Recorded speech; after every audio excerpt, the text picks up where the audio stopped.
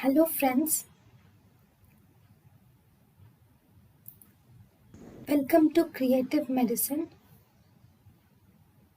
In this lecture, we will learn about Tertiary hyperparathyroidism. Here, tertiary hyperparathyroidism, it occurs because of the autonomous parathyroid gland function will result in tertiary hyperparathyroidism. What does that mean? Actually, here the patient has first there is decreased calcium. Now, because of decreased calcium, the parathyroid gland is activated, which result in the production of parathormone.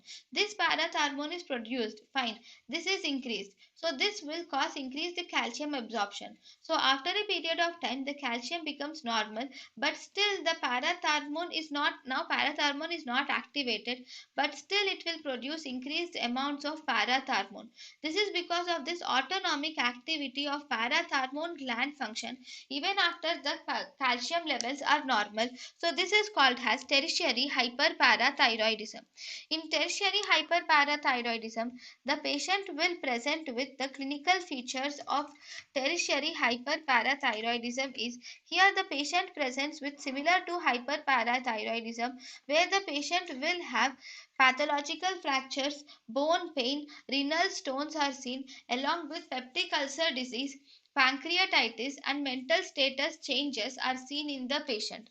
Operative intervention is also indicated in certain conditions.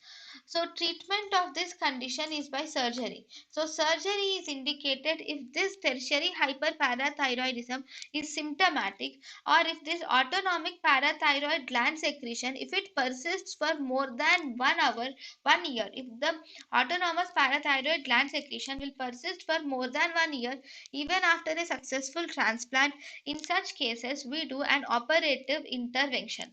Now, if it is an operative intervention, what is the surgery that you do? The surgery that we do for tertiary hyperparathyroidism is you can do either a subtotal or total parathyroidectomy can be done with auto transplantation and upper thymectomy.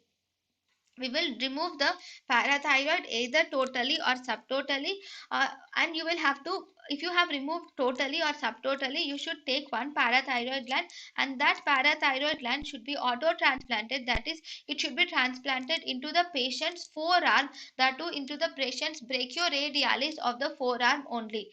And then we can also do upper thymectomy is also done. thank you and thank you for watching.